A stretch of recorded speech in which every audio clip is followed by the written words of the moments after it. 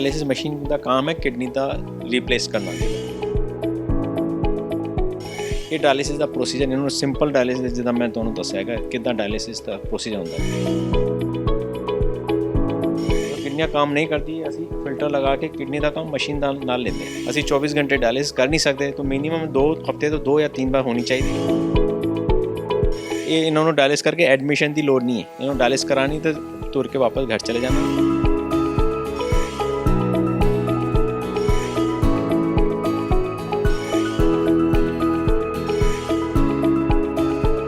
ਸਤਿ ਸ਼੍ਰੀ ਅਕਾਲ ਟੀਵੀ ਪੰਜਾਬ ਦੇਖ ਰਹੇ तमाम ਦਰਸ਼ਕਾਂ ਦਾ ਮੈਂ ਅਮਨਦੀਪ ਸਵਾਗਤ ਕਰਦੀ ਹਾਂ। ਸਾਡੀ ਸਿਹਤ ਆ ਤਾਂ ਅਸੀਂ ਹਾਂ ਜੀ ਹਾਂ, ਸਿਹਤ ਨੂੰ ਤੰਦਰੁਸਤ ਰੱਖਣਾ ਬੇहद ਜ਼ਿਆਦਾ ਜ਼ਰੂਰੀ ਹੈ। ਸਾਡੇ ਸਰੀਰ ਦਾ ਹਰ ਇੱਕ ਅੰਗ ਬੇहद ਜ਼ਰੂਰੀ ਹੈ ਅਤੇ ਉਸ ਨੂੰ ਤੰਦਰੁਸਤ ਰੱਖਣਾ ਸਾਡੀ ਜ਼ਿੰਮੇਵਾਰੀ ਹੈ। ਤੇ ਅੱਜ ਤੁਹਾਡੇ ਲਈ ਹੀ ਸਿਹਤ ਸੰਬੰਧੀ ਜਾਣਕਾਰੀ ਲੈ ਕੇ ਲੈਣ ਦੇ ਲਈ ਪਹੁੰਚੇ ਹਾਂ ਡਾਕਟਰ ਰਘਵਿੰਦਰ ਸਿੰਘ ਹੁਣਾਂ ਤੋਂ। ਬਹੁਤ ਸਵਾਗਤ ਹੈ ਡਾਕਟਰ ਸਾਹਿਬ ਟੀਵੀ ਪੰਜਾਬ ਤੇ। ਸਤਿ ਸ਼੍ਰੀ ਅਕਾਲ ਜੀ। ਤੇ ਕਿਡਨੀ ਸਪੈਸ਼ਲਿਸਟ ਨੇ, ਪਹਿਲਾਂ ਤਾਂ ਕਿਡਨੀਆਂ ਦੀ ਗੱਲ ਹੋਈ ਆ ਤਾਂ ਪਹਿਲਾਂ ਕਿਡਨੀ ਦੀਆਂ ਬਿਮਾਰੀਆਂ ਜਿਹੜੀਆਂ ਨੇ ਉਹ ਰੈਗੂਲਰਲੀ ਸੁਣਨ ਨੂੰ ਮਿਲ ਰਹੀਆਂ ਨੇ। ਕਿਡਨੀਆਂ ਦੀਆਂ ਬਿਮਾਰੀਆਂ ਬਾਰੇ ਜਾਣਕਾਰੀ ਔਰ ਕਿਡਨੀ ਬਾਰੇ ਵਿਸਥਾਰ ਦੇ ਵਿੱਚ ਤੁਸੀਂ ਦਰਸ਼ਕਾਂ ਨੂੰ ਜ਼ਰੂਰ ਦੱਸੋ। ਕਿਡਨੀਆਂ ਯਾਨੀ ਕਿ ਗੁਰਦੇ, ਅਸੀਂ ਕਿਡਨੀਆਂ ਇੰਗਲਿਸ਼ ਦੇ ਕਹਿੰਦੇ ਹਾਂ, ਗੁਰਦੇ ਹਿੰਦੀ ਜਾਂ ਪੰਜਾਬੀ ਚ ਕਹਿੰਦੇ। ਗੁਰਦੇ ਹੁੰਦੇ ਸਾਡੇ ਸਰੀਰ ਦੇ ਵਿੱਚ 2 ਗੁਰਦੇ ਹੁੰਦੇ। ਸਾਡੇ ਸਰੀਰ ਦੇ ਵਿੱਚ ਕੁਝ ਆਰਗਨ ਇੱਦਾਂ ਦੇ ਹੁੰਦੇ ਜੋ 24 ਘੰਟੇ ਕੰਮ ਕਰਦੇ। ਜਿੱਦਾਂ ਅਸੀਂ ਚਾਹੇ ਸੋ ਜਾਏ ਚਾਹੇ ਜਿੱਦਾਂ ਮਰਜ਼ੀ ਹਰ 24 ਘੰਟੇ ਹਰ ਵੇਲੇ ਉਹਨਾਂ ਨੇ ਕੰਮ ਕਰਨਾ। ਜਿੱਦਾਂ ਹਾਰਟ ਹੈ, ਲੰਗਸ ਹੈ, ਕਿਡਨੀ ਹੈ, ਲੀਵਰ ਹੈ, ਇਹ ਚਾਰੋਂ ਆਰਗਨ 24 ਘੰਟੇ ਕੰਮ ਕਰਦੇ। ਇਹਦਾ ਮਤਲਬ ਇਹ ਹੈ ਕਿ ਇਹ ਵਾਈਟਲ ਆਰਗਨਸ ਕਹਿੰਦੇ ਇਹਨਾਂ ਨੂੰ। ਔਰ ਇਹ ਵਾਈਟਲ ਆਰਗਨ ਦੇ ਵਿੱਚ ਇੱਕ ਵੀ ਆਰਗਨ ਜਿੱਦਾਂ ਖਰਾਬ ਹੋ ਜਾਏ ਜਾਂ ਕੋਈ ਡੈਮੇਜ ਹੋ ਜਾਏ ਜਾਂ ਕੋਈ ਬਿਮਾਰੀ ਹੋ ਜਾਏ ਕਿਸੇ ਨੂੰ, ਤਾਂ ਉਹ ਬੰਦੇ ਦੀ ਜ਼ਿੰਦਗੀ ਦੇ ਉੱਪਰ ਜੋਖਿਮ ਆ ਜਾਂਦਾ ਜਾਂ ਰਿਸਕ ਆ ਜਾਂਦੀ ਹੈ। ਅਤੇ ਇਸ ਕਰਕੇ ਅਸੀਂ ਕਹਿੰਦੇ ਕਿ ਕਿਡਨੀਆਂ ਬਹੁਤ ਜ਼ਰੂਰੀ ਆਰਗਨ ਹੁੰਦੇ ਹੈ। 2 ਕਿਡਨੀਆਂ ਹੁੰਦੀਆਂ। ਕਿਡਨੀ ਦਾ ਸਾਈਜ਼ ਹੁੰਦਾ ਹੈ, ਹਰ ਬੰਦੇ ਦੀ ਕਿਡਨੀ ਦੇ ਸਾਈਜ਼ ਉਹਨਾਂ ਦੇ ਮੁੱਠੀ ਦੇ ਬਰਾਬਰ ਹੁੰਦਾ ਹੈ। ਯਾਨੀ ਕਿ 2 ਕਿਡਨੀਆਂ ਹੁੰਦੀਆਂ, 2 ਮੁੱਠੀਆਂ ਦੇ ਬਰਾਬਰ ਹੈਗੀ। 10 ਸੈਂਟੀਮੀਟਰ ਲੰਬਾਈ ਹੁੰਦੀ ਹੈ, 5 ਸੈਂਟੀਮੀਟਰ ਚੌੜਾਈ ਹੁੰਦੀ ਹੈ ਅਤੇ 2.5 ਸੈਂਟੀਮੀਟਰ ਮੋਟਾਈ ਹੁੰਦੀ ਹੈ। ਇਹ ਦੋਨੋਂ ਕਿਡਨੀਆਂ ਸਾਡੇ ਰੀੜ੍ਹ ਦੀ ਹੱਡੀ ਦੇ ਵਿੱਚ ਸਾਈਡ ਦੇ ਵਿੱਚ ਖੜੇ ਹੁੰਦੇ। ਇੱਕ ਤੁਸੀਂ ਦੇਖ ਸਕਦੇ ਕਿ ਰਾਈਟ ਕਿਡਨੀ, ਲੈਫਟ ਕਿਡਨੀ, ਸਾਹਮਣੇ ਦੀ ਫੋਟੋ ਹੈ। ਇੱਕ ਕਿਡਨੀ ਦੀ 2 ਨਾੜੀਆਂ ਹੁੰਦੀਆਂ। ਇੱਕ ਲਾਲ ਵਾਲੀ ਨਾੜੀ ਹੁੰਦੀ, ਖੂਨ ਕਿਡਨੀ ਦੇ ਵਿੱਚ ਜਾਂਦਾ ਹੈ, ਸਾਫ਼ ਹੋ ਕੇ ਸਰੀਰ ਦੇ ਵਿੱਚ ਜੋ ਗੰਦਗੀ ਨਿਕਲਦੀ ਉਹ ਪਿਸ਼ਾਬ ਦੀ ਨਾਲੀ ਦੇ ਅੰਦਰ ਇਕੱਠਾ ਹੋ ਕੇ ਪਿਸ਼ਾਬ ਦੀ ਥੈਲੀ ਭਰ ਜਾਂਦੀ ਹੈ, ਅਸੀਂ ਪਿਸ਼ਾਬ ਕਰ ਦਿੰਦੇ ਹਾਂ। ਜੋ ਸਾਫ਼ ਖੂਨ ਹੁੰਦਾ ਬਲੂ ਕਲਰ ਦੀ ਜੋ ਨਾਲੀ ਹੈ, ਨੀਲੇ ਕਲਰ ਦੀ ਨਾਲੀ, ਉਹਦੇ ਜਾ ਕੇ ਬੋਡੀ ਦੇ ਵਿੱਚ ਮਿਕਸ ਹੋ ਜਾਂਦੀ। ਇਹ 24 ਘੰਟੇ ਕੰਮ ਕਿਡਨੀ ਦਾ ਇੱਦਾਂ ਚੱਲਦਾ ਰਹਿੰਦਾ ਜੀ। ਅੱਛਾ ਡਾਕਟਰ ਸਾਹਿਬ, ਕਿਡਨੀ ਦੀਆਂ ਬਿਮਾਰੀਆਂ ਦੀ ਆਪਾਂ ਗੱਲ ਕਰ ਲੈਂਦੇ ਹਾਂ। ਸੋ ਕਿਡਨੀ ਦੀਆਂ ਬਹੁਤ ਸਾਰੀਆਂ ਬਿਮਾਰੀਆਂ ਸੁਣਨ ਨੂੰ ਮਿਲਦੀਆਂ ਨੇ, ਪਰ ਕਿ ਅਜਿਹੀਆਂ ਬਿਮਾਰੀਆਂ ਵੀ ਹੁੰਦੀਆਂ ਜਿਨ੍ਹਾਂ ਬਾਰੇ ਪੇਸ਼ੈਂਟ ਨੂੰ ਪਤਾ ਨਹੀਂ ਹੁੰਦਾ। ਸੋ ਕਿਡਨੀ ਦੀਆਂ ਕਿਹੜੀਆਂ ਬਿਮਾਰੀਆਂ ਨੇ?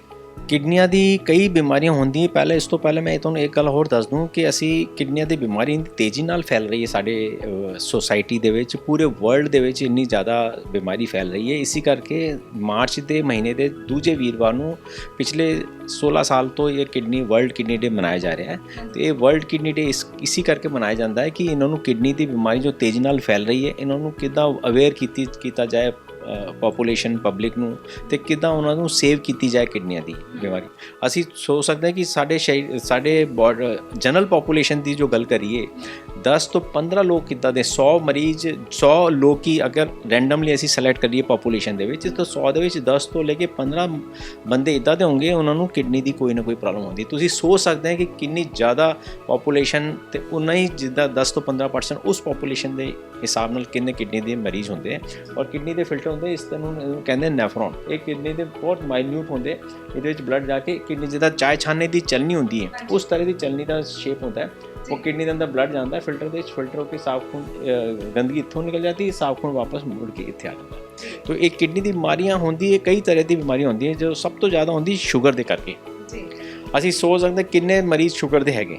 ਜਿੰਨੇ ਸ਼ੂਗਰ ਦੇ ਮਰੀਜ਼ ਹੁੰਦੇ ਉਹਦੇ ਵਿੱਚ 50% ਨੂੰ, ਮਤਲਬ 100 ਸ਼ੂਗਰ ਦੇ ਮਰੀਜ਼ ਅਸੀਂ ਸੈਲੈਕਟ ਕਰ ਲਈਏ, ਉਹਦੇ ਵਿੱਚ 50% ਯਾਨੀ ਕਿ 100 ਦੇ ਵਿੱਚ 50 ਬੰਦਿਆਂ ਨੂੰ, ਸ਼ੂਗਰ ਦੇ ਬੰਦਿਆਂ ਨੂੰ ਕਿਡਨੀ ਦੀ ਪ੍ਰੋਬਲਮ ਆਣੀ।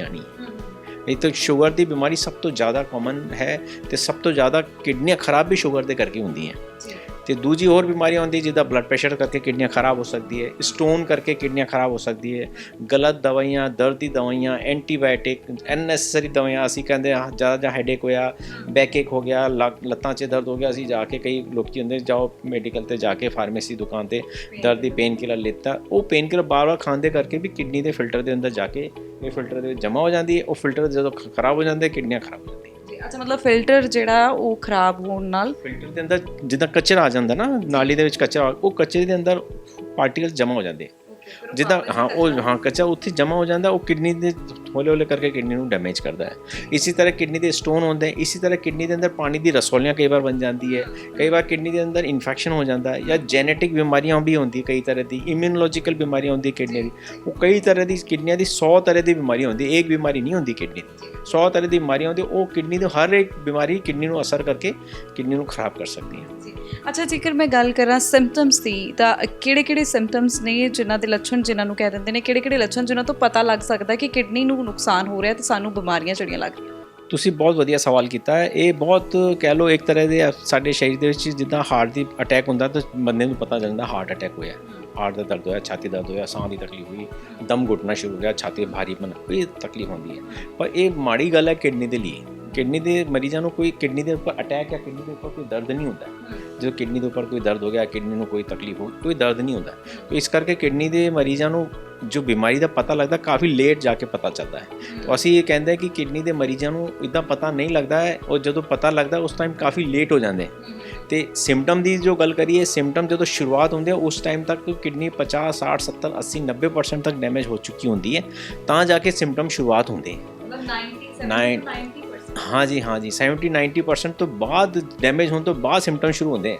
ਤੇ ਅਸੀਂ ਲੋਕਾਂ ਨੂੰ ਇਹ ਸਜੈਸਟ ਕਰਦੇ ਹਾਂ ਜਿਨ੍ਹਾਂ ਨੂੰ ਸ਼ੂਗਰ ਹੈ, ਜਿਨ੍ਹਾਂ ਨੂੰ ਹਾਈ ਰਿਸਕ ਹੈ, ਬਲੱਡ ਪ੍ਰੈਸ਼ਰ ਹੈ, ਕੋਈ ਦਵਾਈ ਖਾਂਦੇ ਹੈ, ਫਾਸਟ ਫੂਡ ਜ਼ਿਆਦਾ ਖਾਂਦੇ ਹੈ, ਜਾਂ ਕੋਈ ਫੈਮਿਲੀ ਹਿਸਟਰੀ ਹੈ, ਸਟੋਨ ਦੀ ਹਿਸਟਰੀ ਹੈ, ਉਸ ਬੰਦਿਆਂ ਨੂੰ ਆਪਣੇ ਕਿਡਨੀ ਦਾ ਚੈੱਕਅਪ ਤੋਂ ਹਰ ਸਾਲ ਦੇ ਵਿੱਚ ਇੱਕ ਵਾਰ ਕਰਾਉਣਾ ਹੀ ਚਾਹੀਦਾ ਹੈ।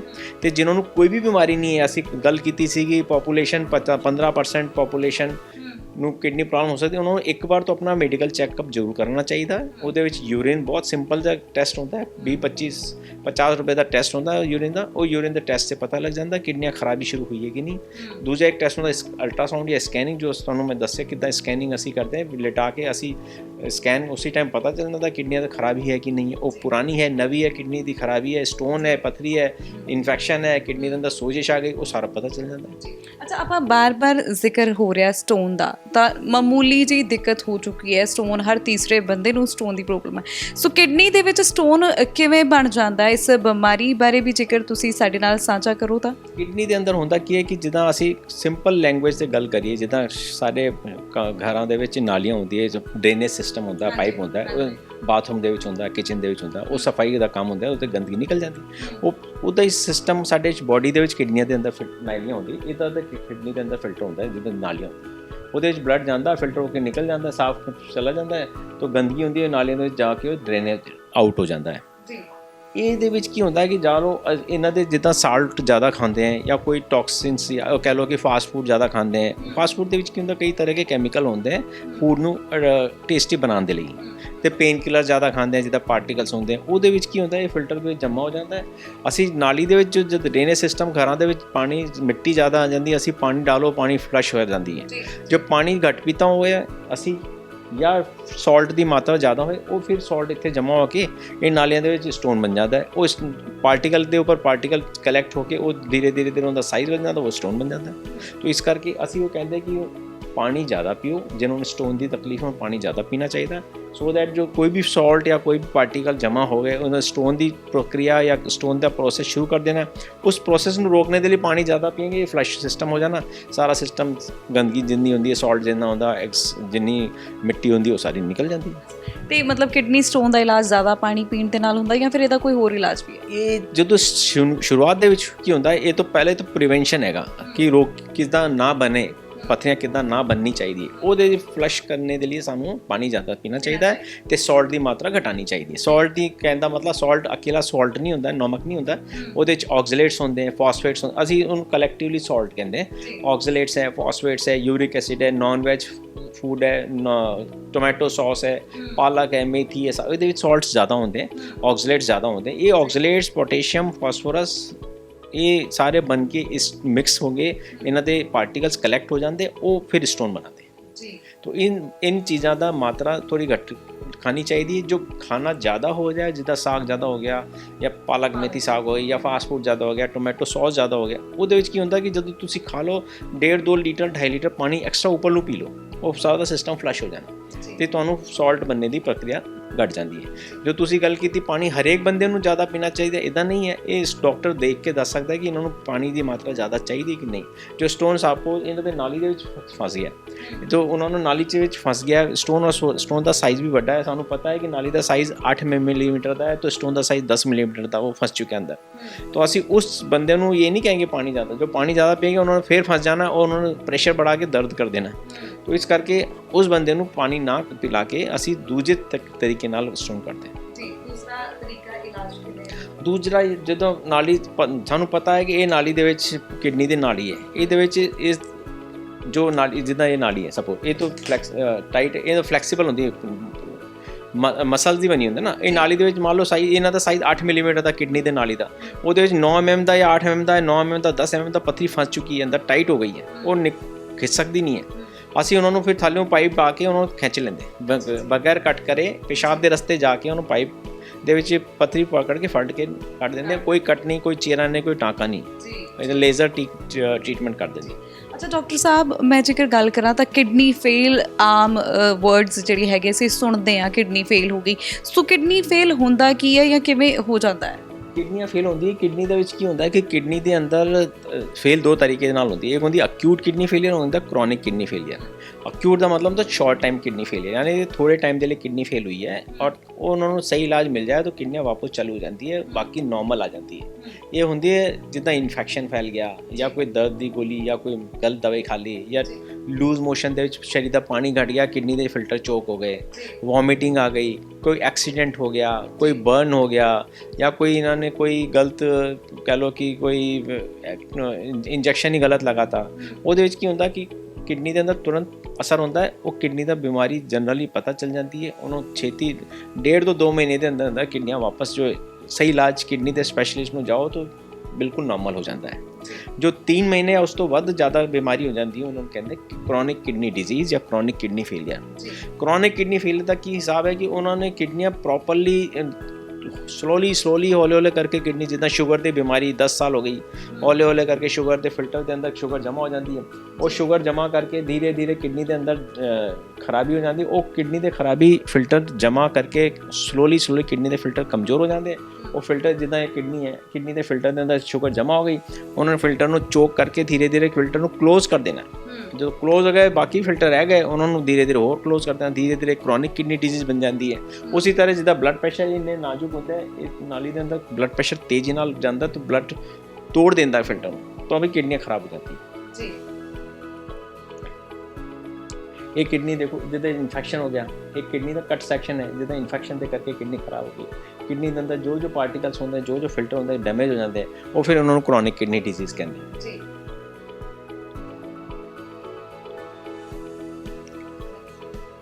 ਔਰ ਇਸ ਤੋਂ ਇਲਾਵਾ ਤੁਹਾਨੂੰ ਇਹ ਕਹਿ ਸਕਦੇ ਹਾਂ ਕਿ ਕਿਡਨੀਆਂ ਕ੍ਰੋਨਿਕ ਕਿਡਨੀ ਡਿਜ਼ੀਜ਼ ਹੁੰਦੀ ਹੈ, ਉਹ ਪ੍ਰੋਗਰੈਸਿਵ ਹੁੰਦੀ ਹੈ, ਧੀਰੇ ਧੀਰੇ ਵੱਧਦੀ ਹੈ ਅਤੇ ਇਹ ਨੋਰਮਲ ਨਹੀਂ ਹੁੰਦੀ ਹੈ। ਇਹ ਕਿਉਂਕਿ ਕਾਫੀ ਟਾਈਮ ਪੁਰਾਣੀ ਹੋ ਜਾਂਦੀ ਹੈ, ਇਹਨੂੰ होती स्लो है, लेकिन धीरे धीरे हौले हौले करके किडनियाँ एंड स्टेज की तरफ जाती है, यानी कि किडनियाँ फेल हो जाती है। जो किडनियाँ टोटली फेल हो जाती है, फिर उन्होंने दवाई नाल कई बार शुरुआत दे तो दवाई के उपर चलते हैं या डाइट के उपर दवाई प्लस इन्होंने एक्सरसाइज दसते हैं, वो एक्सरसाइज करके बॉडी को एक्टिव रखते हैं। फिर हौले हौले करके जो किडनियाँ पूरी तरह डैमेज हो जाती है या आगे चल के एंड स्टेज पहुँच जाती है, जिन्होंने असी कहते हैं एंड स्टेज किडनी डिजीज़। उस तो बाद पेशेंट को या तो डायलिसिस करनी पैंती है या पेशेंट को ट्रांसप्लांट कराना पैंदा है जी। अच्छा डॉक्टर साहब, ट्रांसप्लांट की गल आई है ना, सो किडनी ट्रांसप्लांट बारे जेकर गल करिए तो किडनी ट्रांसप्लांट की हुंदा है? किडनी ट्रांसप्लांट होता है जिदा किडनियाँ दोनों डेड हो गई, दोनों किडनियाँ काम नहीं करनी, सानू पता है, सानू एग्जामिन कर लिया, चेक कर लिया, सानू कन्फर्म हो गया भाई किडनियाँ किसी भी तरह से वापस चालू नहीं होनी है। उस बंदे नूं की करते हैं, दोनों किडनियाँ थल उत्थे रह जाती है, रख देंगे और तीजी किडनी फैमिली दे विच उन्हों दा मदर फादर ब्रदर सिस्टर जो फैमिली मैंबर होंदा है उन्हों दी किडनी चैक करते हैं, उन्हों दे सारे टेस्ट करते हैं कि किडनी दे सकता है नहीं दे सकता है, देने तो बाद कोई प्रॉब्लम तो नहीं आनी है, उन्हों दी मैचिंग है कि नहीं, किडनी फिट होनी कि नहीं होनी है, किडनी चलनी कि नहीं चलनी है, किडनी देने तो बाद कोई रिस्क तो नहीं हो गया। इस तरह के सारे टेस्ट करके असी देख लेने, जो ओके होंदा फिर उन्होंने असी कमेटी दे विच भेज देंगे, साडी कमेटी ऑथोराइजेशन कमेटी उत्थे वो क्लीयर कर देंगे कि भाई हाँ भाई ये बंदा इन्हों दा ब्रदर ही है, सिस्टर ही है, मदर है, फादर जो भी इन्हों दा रिलेशन है, ਉਹ ਸਾਰਾ ਓਕੇ ਹੋ ਜਾਂਦਾ, ਫਿਰ ਅਸੀਂ ਆਪਰੇਸ਼ਨ ਕਰ ਦਿੰਦੇ, ਉਹਦੇ ਕਿਡਨੀ ਕੱਟ ਕੇ ਇੱਥੇ ਲਗਾ ਦਿੰਦੇ। ਦੂਰਬੀਨ ਨਾਲ ਆਪਰੇਸ਼ਨ ਹੁੰਦਾ, ਇਹ 3.5-4 ਘੰਟੇ ਦਾ ਆਪਰੇਸ਼ਨ ਹੁੰਦਾ, ਕਿਡਨੀਆਂ ਬਿਲਕੁਲ ਵਧੀਆ ਹੋ ਜਾਂਦੀ। ਅਸੀਂ ਜੋ ਅਸੀਂ 2500 ਜਾਂ ਤੇ 2500 ਦੇ ਕਰੀਬ ਅਸੀਂ ਆਪਰੇਸ਼ਨ ਕੀਤੇ ਹੋਏ ਅਜੇ ਤੱਕ, ਉਹ ਵਧੀਆ ਚੱਲਦੇ ਹੈ। ਸਾਰੇ ਤੋਂ ਨਹੀਂ ਚੱਲਦੇ ਹੈ, ਪਰ 90% ਕਿਡਨੀਆਂ ਵਧੀਆ ਚੱਲਦੀ ਹੈ। ਤੇ ਅਜੇ ਤੱਕ ਜੋ ਅਸੀਂ 22 ਸਾਲ ਪਹਿਲਾਂ ਕੀਤਾ ਸੀਗਾ, ਹੁਣ ਵੀ ਅਜੇ ਤੱਕ ਕਿਡਨੀਆਂ ਨੋਰਮਲ ਚੱਲਦੀ ਹੈ। ਅੱਛਾ ਡਾਕਟਰ ਸਾਹਿਬ, ਕਿਡਨੀ ਦੇ ਕੌਣ ਸਕਦਾ? ਜਦੋਂ ਤੁਸੀਂ ਕਿਹਾ ਕਿ ਉਹਨਾਂ ਦੇ ਘਰ ਦੇ ਵਿੱਚੋਂ, ਔਰ ਜੇ ਜਾਣਨਾ ਚਾਹੀਏ ਤਾਂ ਕਿਡਨੀ ਹੋਰ ਕੌਣ ਦੇ ਸਕਦਾ? ਕਿਡਨੀ ਪਹਿਲੀ ਗੱਲ ਤਾਂ ਹੈ ਕਿ ਰਿਸ਼ਤੇਦਾਰ ਦੇ ਵਿੱਚ ਫੈਮਿਲੀ ਮੈਂਬਰ ਹੀ ਦੇ ਸਕਦਾ ਹੈ, ਜਿੱਦਾਂ ਮਦਰ, ਫਾਦਰ, ਬ੍ਰਦਰ, ਸਿਸਟਰ, ਬੰਦੇ ਦੀ ਵਾਈਫ, ਜਾਂ ਵਾਈਫ ਨੂੰ ਬਿਮਾਰੀ ਹੈ ਤਾਂ ਹਸਬੈਂਡ ਤੇ ਬੱਚੇ। ਇਹ ਤਾਂ ਇਹਨਾਂ ਨੂੰ ਕਹਿੰਦੇ ਫਸਟ ਡਿਗਰੀ ਰਿਲੇਸ਼ਨਸ। ਇਸ ਤੋਂ ਇਲਾਵਾ ਜੋ ਕਿਡਨੀਆਂ ਇਹਦੇ ਵਿੱਚ ਨਹੀਂ ਮਿਲਦੀ ਹੈ, ਜਾਂ ਉਹਨਾਂ ਨੂੰ ਫਿਰ ਐਕਸਟੈਂਡਡ ਫੈਮਿਲੀ ਮੰਨਦੇ, ਜਿੱਦਾਂ ਉਹਨਾਂ ਦੇ ਮੰਨ ਲਓ ਛੋਟਾ ਬੱਚਾ, ਉਹਨਾਂ ਦੇ ਦਾਦਾ ਦੀ ਉਮਰ 65 ਸਾਲ ਤੋਂ ਥੱਲੇ ਹੈ, तो 65 साल तो थल्ले वाला बंदा दे सकता है, तो 18 साल तो ऊपर वाला बंदा दे सकता है। मतलब उन्होंने उम्र चाहिए 18 तो लेके 65 साल तक। एक दूजी गल, उन्होंने कोई शुगर की बीमारी नहीं होनी चाहिए, ब्लड प्रेशर नहीं होना चाहिए, किडनी स्टोन की बीमारी नहीं होनी चाहिए, नहीं तो उन्होंने आप चल के आगे चल के प्रॉब्लम बढ़ सकती है, तो उन्होंने आप किडनी के ट्रांसप्लांट की लोड़ पै सकती है। इस करके उस पेशेंट को असीं रिजैक्ट कर देंगे। तो फैमिली मैंबर होए तो उन्होंने कोई बीमारी ना हो, उन्होंने उम्र 18 तो लेके 65 साल के विच वो बंदा दे सकता है। ਅੱਛਾ, ਜੇਕਰ ਗੱਲ ਕਰਾਂ ਤਾਂ ਹਰ ਕੋਈ ਜਦੋਂ ਕਿਡਨੀ ਦੀ ਗੱਲ ਆਉਂਦੀ ਹੈ ਤੇ ਕੋਈ ਬਿਮਾਰੀ ਨਿਕਲ ਜਾਵੇ ਤਾਂ ਪੇਸ਼ੈਂਟ ਜ਼ਿਆਦਾਤਰ ਡਰ ਜਾਂਦੇ ਨੇ ਕਿ ਖਰਚਾ ਕਿੰਨਾ ਕੁ ਹੋਵੇਗਾ। ਕੀ ਇਹ ਸਾਰੀਆਂ ਚੀਜ਼ਾਂ ਅਫੋਰਡੇਬਲ ਨੇ, ਪਾਕਟ ਫ੍ਰੈਂਡਲੀ? ਇਹ ਦੇਖੋ, ਅਫੋਰਡੇਬਲ ਦੀ ਗੱਲ ਕਰੀਏ ਤਾਂ ਕਈ ਚੀਜ਼ ਡਿਪੈਂਡ ਕਰਦਾ ਬੰਦਾ ਕਿੱਦਾਂ ਦਾ, ਉਹਨਾਂ ਦੀ ਇਕਨੋਮਿਕ ਸਟੇਟਸ ਕਿੱਦਾਂ ਦੀ ਹੈ। ਕਈਆਂ ਦੇ ਲਈ ਬੜਾ ਸਸਤਾ ਲੱਗਦਾ ਹੈ, ਕਈਆਂ ਨੂੰ ਮਹਿੰਗਾ ਲੱਗਦਾ ਹੈ। ਸੌਰੀ, ਅਸੀਂ ਕਹਿੰਦੇ ਕਿ टोटल खर्चा तो असी उन्होंने सारा हॉस्पिटल का खर्चा, ऑपरेशन का, दोनों का ऑपरेशन, एक दी किडनी कढ़नी, दूजे ते लगानी है, उन्होंने डेली टेस्ट भी होने, उन्होंने खाना पीना, रूम भी वक्रे होने चाहिए, ICU केयर भी चाहिए। 8.5 डॉक्टरों की टीम है, उस तो उपर 6 साढ़े टैक्नीशियन होंगे, उन्होंने फीस सारा कुछ मिला मिलो के उन्होंने दवाइयाँ भी चलनी है। खर्चा करीब 5.5 तो 6 लाख रुपए का खर्चा आता है। ਉਹ 6 ਲੱਖ ਦੇ ਵਿੱਚ ਸਾਰਾ ਇਹਨਾਂ ਨੂੰ ਕਹਿ ਲਓ ਕਿ ਹਫਤੇ ਦਾ ਪੈਕੇਜ ਦਿੰਦੇ ਅਸੀਂ। ਉਹ ਪੈਕੇਜ ਦੇ ਵਿੱਚ ਸਾਨੂੰ ਕਿਡਨੀ ਕੱਢ ਕੇ ਦੂਰਬੀਨ ਨਾਲ ਆਪਰੇਸ਼ਨ, ਇਹ ਦੂਰਬੀਨ ਦਾ ਆਪਰੇਸ਼ਨ ਦੀ ਗੱਲ ਕਰਦਾ ਹੈ, ਦੂਰਬੀਨ ਨਾਲ ਹੁੰਦਾ। ਅੱਗੇ ਕਰਦੇ ਸੀ ਕਿ ਕਿਡਨੀ ਕੱਢਦੇ ਪੂਰਾ ਪੇਟ ਕੱਢਣਾ ਪੈਂਦਾ ਸੀਗਾ, ਹੁਣ ਤਾਂ ਛੋਟੇ ਜਿਹੇ ਇਨਸੀਜਨ ਦੇ ਨਾਲ ਹੀ ਕਿਡਨੀ ਕੱਢ ਲੈਂਦੇ। ਉਹ ਦੂਰਬੀਨ ਨਾਲ ਉਹਦਾ ਨਿਸ਼ਾਨ ਵੀ ਛੋਟਾ ਜਿਹਾ ਹੀ ਆਉਂਦਾ ਹੈ, ਉਹ ਕਿਡਨੀ ਉਹਨਾਂ ਨੂੰ ਸੈੱਟ ਕਰਕੇ ਉਹਨਾਂ ਨੂੰ ਦੇ ਦਿੰਦੇ। ਹਫਤੇ ਦਾ ਪੈਕੇਜ ਹੁੰਦਾ ਹੈ ਜੀ। ਅੱਛਾ, ਜੇਕਰ ਗੱਲ ਕਰਾਂ ਤਾਂ ਵੱਡਿਆਂ ਦੇ ਵਿੱਚ ਤਾਂ ਅਸੀਂ ਕਹਿ ਰਹੇ ਹਾਂ ਕਿ ਪ੍ਰੋਬਲਮ ਆ ਜਾਂਦੀ ਹੈ। ਬੱਚਿਆਂ ਦੀ ਕਿੰਨੀ ਕੁ ਉਮਰ ਹੁੰਦੀ ਹੈ ਜਿਨ੍ਹਾਂ 'ਚ ਆਪਾਂ ਦੇਖੀਏ ਤਾਂ ਉਹਨਾਂ ਨੂੰ ਵੀ, ਬੱਚਿਆਂ ਨੂੰ ਵੀ ਪ੍ਰੋਬਲਮਸ ਜਿਹੜੀਆਂ ਕਿਡਨੀ ਨਾਲ ਰਿਲੇਟਡ ਆ ਜਾਂਦੀਆਂ, ਐਂਡ ਪੇਰੈਂਟਸ ਕਿਤੇ ਨਾ ਕਿਤੇ ਡਰ ਜਾਂਦੇ ਨੇ ਬੱਚਿਆਂ ਦੇ ਇਲਾਜ ਬਾਰੇ ਵੀ। ਜੇਕਰ ਗੱਲ ਕਰੀਏ ਤਾਂ ਕਿਵੇਂ, ਉਹ ਕਿਹੜੀਆਂ ਚੀਜ਼ਾਂ ਨੇ ਜਿਨ੍ਹਾਂ ਤੋਂ ਬੱਚਿਆਂ ਦੇ ਵਿੱਚ ਉਹ ਸਿੰਪਟਮਸ ਪਤਾ ਲੱਗਦੇ ਨੇ, ਔਰ ਬੱਚਿਆਂ ਦੇ ਪੇਰੈਂਟਸ ਨੂੰ ਕਿਵੇਂ ਫਿਰ ਉਹਨਾਂ ਦਾ ਦਿਲਾਸਾ ਦਿੱਤਾ ਜਾਂਦਾ ਕਿ ਬੱਚਿਆਂ ਨੂੰ ਕੁਝ ਨਹੀਂ ਹੋਇਆ? किसी भी स्टेज ਦੇ ਵਿੱਚ ਹੋ ਸਕਦੀ ਹੈ ਨਾ, ਕੋਈ ਵੀ ਏਜ ਨਹੀਂ। ਜਿੱਦਾਂ ਇਹ ਦੇਖੋ, ਇਹ ਬੱਚਾ ਹੈ ਸਾਡਾ 11 ਮਹੀਨੇ ਦਾ ਬੱਚਾ ਹੈ, ਇਹ ਕਿਡਨੀ ਫੇਲ ਹੋ ਜਾਂਦੀ ਹੈ, ਇਹਨਾਂ ਨੂੰ ਹੋਇਆ ਕਿ ਲੂਜ਼ ਮੋਸ਼ਨ ਹੋਏ, ਟੱਟੀਆਂ ਲੱਗ ਗਈ, ਇਹਨਾਂ ਦੇ ਸਰੀਰ ਦਾ ਪਾਣੀ ਨਿਕਲ ਗਿਆ। ਉਹਦੇ ਵਿੱਚ ਕੀ ਹੁੰਦਾ ਕਿ ਇਹਨਾਂ ਨੂੰ ਕਿਡਨੀ ਫਿਲਟਰ ਚੋਕ ਹੈ, ਇਹਨਾਂ ਨੂੰ ਹੁਣ ਮਸ਼ੀਨ ਦੇ ਉੱਪਰ ਤੋਂ ਲਗਾ ਨਹੀਂ ਸਕਦੇ, ਕਿਉਂਕਿ ਮਸ਼ੀਨ ਨੂੰ ਚਾਹੀਦਾ ਕਾਫੀ ਸਾਰਾ ਬਲੱਡ ਚਾਹੀਦਾ ਹੁੰਦਾ। ਉਹਦੇ ਵਿੱਚ ਦੂਜੀ ਇੱਕ ਟੈਕਨੀਕ ਹੁੰਦੀ ਹੈ ਜਿਹਨੂੰ ਕਹਿੰਦੇ ਸੀ ਪੈਰੀਟੋਨੀਅਲ ਡਾਇਲਿਸਿਸ। ਉਹਦੇ ਵਿੱਚ ਕਹਿੰਦੇ ਪਾਈਪ ਦੇ ਵਿੱਚ ਪਾਈਪ ਫਿਕਸਡ ਕਰ ਦਿੰਦੇ, ਇੱਥੋਂ ਛੇਦ ਕਰਕੇ ਪੇਟ ਦੇ ਅੰਦਰ ਸੁਣ ਕਰਕੇ ਪਾਈਪ ਫਿਕਸ ਕਰ ਦਿੰਦੇ। ਉਹ ਪਾਈਪ ਦੇ ਅੰਦਰ ਦਵਾਈ ਜਾਂਦੀ ਹੈ, ਦਵਾਈ ਉਹਨਾਂ ਨੂੰ ਜਿੰਨੀ ਵੀ ਗੰਦੀ ਪੇਟ ਦੇ ਵਿੱਚ ਹੁੰਦੀ ਉਹਨੂੰ ਫਿਰ ਬਾਅਦ 'ਚ ਕੱਢ ਦਿੰਦੇ। ਉਹ ਸਾਰਾ ਇਹ ਪ੍ਰੋਸੀਜਰ ਚੱਲਦਾ ਰਹਿੰਦਾ 12 ਘੰਟੇ, 24 ਘੰਟੇ, 48 ਘੰਟੇ, 72 ਘੰਟੇ। ਉਹਦੇ ਬਾਅਦ ਇਹ ਪੇਸ਼ੈਂਟ ਕਿਡਨੀਆਂ ਜਦੋਂ ਚਾਲੂ ਹੋ ਜਾਂਦੀ ਹੈ, ਇੱਕ ਪਾਈਪ ਕੱਢ ਦਿੰਦੇ। ਅੱਛਾ, ਤੇ ਬੱਚਿਆਂ ਦੀ ਇਹ ਡਿਸੀਜ਼ ਕਿੰਨਾ ਕੁ ਸਮਾਂ ਲੈਂਦੀ ਖਤਮ ਹੋਣ ਨੂੰ? ਇਹ ਬੱਚਿਆਂ ਦੇ ਕਿਉਂਕਿ ਮੋਸਟਲੀ ਇਹਨਾਂ ਦੇ ਬੱਚਿਆਂ ਦੀ ਇਹ ਬਿਮਾਰੀ ਦੇ ਉੱਪਰ ਡਿਪੈਂਡ ਕਰਦਾ, ਜਿੱਦਾਂ ਮੈਂ ਕਿ ਅਕਿਊਟ ਕਿਡਨੀ ਫੇਲੀਅਰ ਤੇ chronic kidney failure. Acute kidney failure ਵੱਧ ਤੋਂ ਵੱਧ 1.5 ਮਹੀਨੇ ਦੇ ਵਿੱਚ ਠੀਕ ਹੋ ਜਾਂਦੀ ਹੈ।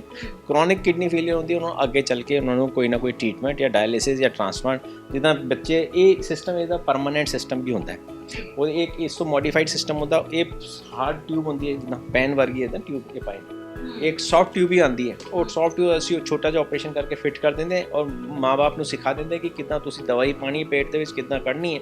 ਉਹ ਘਰ ਜਾ ਕੇ ਕਰ ਸਕਦੇ। ਜਦੋਂ ਬੱਚਾ ਬੜਾ ਹੋ ਜਾਂਦਾ ਉਹਨੂੰ ਆਪਰੇਸ਼ਨ ਕਰਕੇ ਕਿਡਨੀ ਟ੍ਰਾਂਸਪਲਾਂਟ ਕੀਤਾ ਜਾ ਸਕਦਾ। ਅੱਛਾ, ਤੇ ਉਹ ਪਰਮਾਨੈਂਟ ਫਿਰ ਪੈ ਜਾਂਦੀ ਹੈ? ਪਰਮਾਨੈਂਟ ਪੈ ਜਾਂਦੀ ਹੈ, ਬਾਅਦ ਚ ਕੱਢ ਦਿੰਦੇ ਜਦੋਂ ਬੱਚਾ ਬੜਾ ਹੋ ਜਾਂਦਾ ਹੈ, ਬਾਅਦ ਚ ਕੱਢ ਦਿੰਦੇ। ਅੱਛਾ ਡਾਕਟਰ ਸਾਹਿਬ, ਡਾਇਲਿਸਿਸ ਦੀ ਗੱਲ ਹੋਈ ਹੈ ਨਾ, ਡਾਇਲਿਸਿਸ ਇਲਾਜ, ਜਿਹੜਾ ਡਾਇਲਿਸਿਸ ਇਲਾਜ ਦੀ ਗੱਲ ਕਰੀ ਤਾਂ ਡਾਇਲਿਸਿਸ ਹੀ ਕਿਉਂ?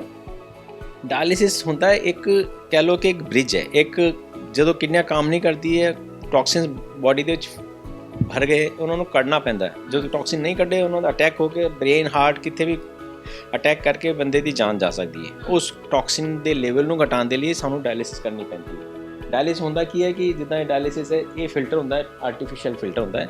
ਇੱਥੇ ਬਲੱਡ ਜਾਂਦਾ ਹੁੰਦਾ, ਇੱਥੋਂ ਨਿਕਲ ਜਾਂਦਾ ਹੈ। ਜੋ ਗੰਦਗੀ ਹੁੰਦੀ ਹੈ ਇੱਥੋਂ ਪਾਈਪ ਤੇ ਸੋਲੂਸ਼ਨ ਜਾਂਦਾ ਹੈ, ਉਹ ਪਾਈਪ ਸੋਲੂਸ਼ਨ ਜਾ ਕੇ ਦੂਜੇ ਪਾਈਪ ਦੇ ਨਾਲ ਨਿਕਲ ਜਾਂਦਾ ਹੈ।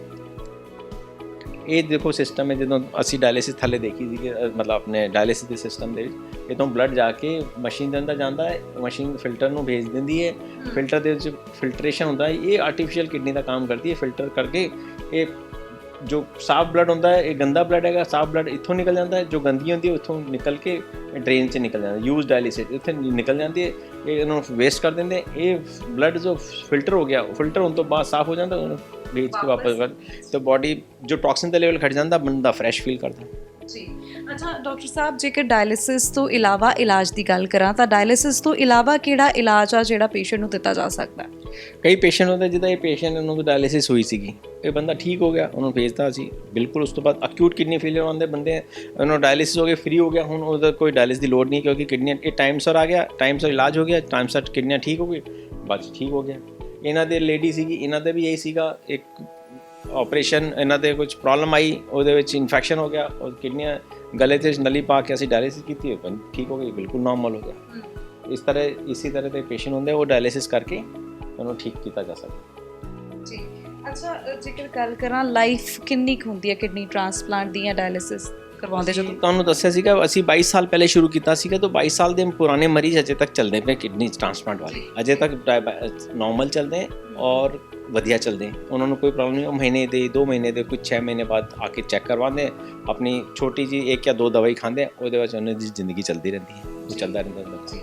ਅੱਛਾ, ਪ੍ਰੈਗਨੈਂਟ ਲੇਡੀਜ਼ ਦੀ ਗੱਲ ਕਰਾਂ ਤਾਂ ਪ੍ਰੈਗਨੈਂਟ ਲੇਡੀਜ਼ ਨੂੰ ਵੀ ਕਈ ਵਾਰੀ ਕੀ ਹੁੰਦਾ, ਪ੍ਰੈਗਨੈਂਸੀ ਡਿਊਰਿੰਗ ਸਟੋਨਸ ਪ੍ਰੋਬਲਮ ਆ ਜਾਂਦੀ ਆ, ਜਾਂ ਫਿਰ ਪ੍ਰੈਗਨੈਂਟ ਲੇਡੀਜ਼ ਦੀ ਯੂਟਰਸ ਦੀ ਗੱਲ ਕਰੀਏ ਤਾਂ ਕਈ ਵਾਰੀ ਕੀ ਹੁੰਦਾ ਕਿ ਬਹੁਤ ਸਾਰੀਆਂ ਪ੍ਰੋਬਲਮਸ ਉਹਨਾਂ ਨੂੰ ਡਿਊਰਿੰਗ ਪ੍ਰੈਗਨੈਂਸੀ ਫੇਸ ਕਰਨੀਆਂ ਪੈਂਦੀਆਂ। ਸੋ ਕਿਡਨੀ ਰਿਲੇਟਡ ਜੇਕਰ ਪ੍ਰੈਗਨੈਂਸੀ ਦੇ ਵਿੱਚ ਕੋਈ ਪ੍ਰੋਬਲਮ ਆ ਜਾਂਦੀ ਹੈ ਤਾਂ ਕਿਵੇਂ ਦੇਖਦੇ ਹੋ ਉਹਨੂੰ, ਜਾਂ ਫਿਰ ਕਿਵੇਂ ਇਲਾਜ ਹੁੰਦਾ, ਜਾਂ ਫਿਰ ਉਹਨਾਂ ਦੇ ਬਾਰੇ ਜ਼ਰੂਰ ਦੱਸੋ ਕਿ ਕਿਉਂ ਇਹਨਾਂ ਨੂੰ ਪ੍ਰੋਬਲਮ ਜਿਹੜੀ ਹੈ ਉਹ ਆ ਜਾਂਦੀ ਹੈ? ਦੇਖੋ ਬਿਮਾਰੀ ਹੈ ਕਿਸੇ ਵੀ ਟਾਈਮ ਹੋ ਸਕਦੀ, ਇਹ ਜ਼ਰੂਰੀ ਨਹੀਂ ਪ੍ਰੈਗਨੈਂਸੀ ਵਿੱਚ ਆ ਗਈ ਤਾਂ ਪ੍ਰੈਗਨੈਂਸੀ ਦੇ ਵਿੱਚ ਬਿਮਾਰੀ, ਜਿੱਦਾਂ ਮੰਨ ਲਓ ਇਨਫੈਕਸ਼ਨ ਹੈ ਜਾਂ ਲੂਜ਼ ਮੋਸ਼ਨ ਹੈ ਜਾਂ ਕੋਈ ਤਕਲੀਫ ਹੋ ਗਈ ਜਾਂ ਕੋਈ ਦਵਾਈ ਗਲਤ ਖਾ ਲਈ ਕਿਡਨੀ, ਤਾਂ ਉਹ ਕਿਡਨੀ ਦੇ ਉੱਪਰ ਅਸਰ ਜਿੱਦਾਂ ਆਮ ਬੰਦੇ ਨੂੰ ਕਰਦੀ ਉਹਦਾ ਪ੍ਰੈਗਨੈਂਸੀ ਦੇ ਵਿੱਚ ਵੀ ਕਰ ਸਕਦੀ ਹੈ। ਤਾਂ ਪ੍ਰੈਗਨੈਂਸੀ ਜਿੱਦਾਂ ਪ੍ਰੈਗਨੈਂਸੀ ਦੀ ਲੇਡੀ ਦੇ ਵਿੱਚ ਕਿਡਨੀਆਂ ਖਰਾਬ ਹੋ ਸਕਦੀ, ਯੈਸ ਕਦੇ ਵੀ ਹੋ ਸਕਦੀ ਹੈ। ਅਸੀਂ ਇੱਕ ਪ੍ਰੈਗਨੈਂਟ ਲੇਡੀ ਨੂੰ ਕਿਡਨੀਆਂ ਜਿੱਦਾਂ ਖਰਾਬ ਹੋਈ, ਉਹਨਾਂ ਨੂੰ ਕੀ ਕਰਦੇ ਹਾਂ ਕਿ ਉਹਨੂੰ ਜਿੱਦਾਂ ਆਮ ਬੰਦੇ ਨੂੰ ਡਾਇਲਿਸਿਸ ਕਰਦੇ ਉਹਦਾ ਪ੍ਰੈਗਨੈਂਸੀ ਲੇਡੀ ਨੂੰ ਵੀ ਡਾਇਲਿਸਿਸ ਕਰਦੇ। ਅਕਿਊਟ ਕਿਡਨੀ ਫੇਲੀਅਰ ਵਾਲੇ ਨੂੰ ਡਾਇਲਿਸਿਸ ਕਰਕੇ ਉਹਨੂੰ, ਪਰ ਉਹਨਾਂ ਨੂੰ ਡਿਫਰੈਂਟ ਟੈਕਨੀਕ ਨਾਲ ਡਾਇਲਿਸਿਸ ਕਰਨੀ ਪੈਂਦੀ ਹੈ, ਉਹਨੂੰ ਮਾਈਲਡਰ ਫਾਰਮ ਦੇ ਡਾਇਲਿਸਿਸ ਕਰਨੀ ਪੈਂਦੀ ਹੈ। ਮਸ਼ੀਨ ਦੀ ਸਪੀਡ ਬਹੁਤ ਤੇਜ਼ ਨਹੀਂ ਰੱਖ ਸਕਦੇ, ਉਹਨਾਂ ਨੂੰ ਕੁਝ ਦਵਾਈਆਂ ਹੈਪੈਰਿਨ ਤੋਂ ਖੂਨ ਪਤਲਾ ਕਰਨੇ ਦਵਾਈਆਂ ਜਾਂ ਕੁਝ ਐਂਟੀਬਾਇਓਟਿਕ ਸਟਰੋਂਗ ਨਹੀਂ ਦੇ ਸਕਦੇ, ਉਹਨਾਂ ਨੂੰ ਹਲਕੀ ਦਵਾਈ ਦੇ ਕੇ ਸਲੋਲੀ ਕਰਕੇ ਉਹਨੂੰ ਖਤਰੇ ਤੋਂ ਬਾਹਰ ਕੱਢਦੇ। ਅੱਛਾ ਡਾਕਟਰ ਸਾਹਿਬ, ਜਿਹੜੇ ਦਰਸ਼ਕ ਨੇ ਉਹਨਾਂ ਨੂੰ ਇਹ ਜ਼ਰੂਰ ਦੱਸੋ ਕਿ ਕਿਡਨੀ ਨੂੰ ਕਿਵੇਂ ਹੈਲਦੀ ਰੱਖਿਆ ਜਾ ਸਕਦਾ ਹੈ? ਕਿਡਨੀ ਨੂੰ ਹੈਲਦੀ ਰੱਖਣ ਲਈ ਬਹੁਤ ਵਧੀਆ, ਇੱਕ ਤਾਂ ਆਪਣਾ ਸਭ ਤੋਂ ਪਹਿਲੇ ਇੱਕ ਵਾਰੀ ਜ਼ਰੂਰ ਚੈੱਕ ਕਰਾਉਣਾ ਚਾਹੀਦਾ ਕਿਡਨੀ ਦਾ, ਕਿਉਂਕਿ ਹਾਰਟ ਦੀ ਬਿਮਾਰੀ ਤਾਂ ਪਤਾ ਲੱਗਦਾ, ਕਿਡਨੀ ਦੀ ਬਿਮਾਰੀ ਦਾ ਕਈ ਲੇਟ ਸਟੇਜ ਤੇ ਪਤਾ ਚੱਲਦਾ ਹੈ। ਇੱਕ ਦੂਜੀ ਗੱਲ ਹੈ ਆਪਣੀ ਸ਼ੂਗਰ ਦਾ, ਬਲੱਡ ਪ੍ਰੈਸ਼ਰ ਦਾ ਖਿਆਲ ਰੱਖਣਾ ਚਾਹੀਦਾ। ਤੀਜੀ ਗੱਲ ਹੈ ਆਪਣੇ ਵਜ਼ਨ ਦਾ ਖਿਆਲ ਰੱਖਣਾ ਚਾਹੀਦਾ। ਕੋਈ ਬਾਹਰ ਦੀ ਕੋਈ ਦਵਾਈ, ਕੋਈ ਆਪਣਾ ਪੇਨ ਕਿਲਰ ਜਾਂ ਕੋਈ ਐਂਟੀਬਾਇਓਟਿਕ ਅਨਨੈਸੈਸਰੀ ਬਗੈਰ ਡਾਕਟਰ ਦੀ ਸਲਾਹ ਤੋਂ ਨਹੀਂ ਲੈਣੀ ਚਾਹੀਦੀ ਹੈ।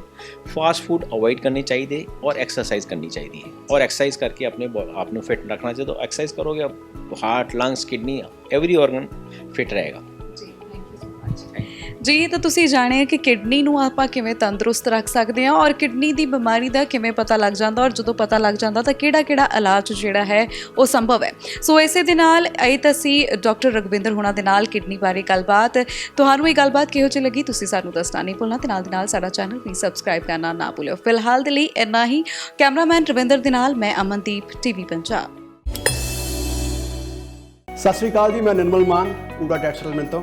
ਇਹ ਤੁਸੀਂ ਵੀਡੀਓ ਦੇਖ ਰਹੇ ਸੀ ਟੀਵੀ ਪੰਜਾਬ ਦੇ ਉੱਤੇ। ਇਹੋ ਜਿਹੇ ਹੋਰ ਜਾਣਕਾਰੀ ਭਰਪੂਰ ਵੀਡੀਓ ਦੇਖਣ ਵਾਸਤੇ ਟੀਵੀ ਪੰਜਾਬ ਦੇ ਚੈਨਲ ਨੂੰ ਸਬਸਕ੍ਰਾਈਬ ਕਰੋ ਤੇ ਨਾਲ ਹੇਠ ਦਿੱਤੇ ਹੋਏ ਬੈਲ ਆਈਕਨ ਦੇ ਬਟਨ ਦਬਾਓ। ਸਤਿ ਸ਼੍ਰੀ ਅਕਾਲ।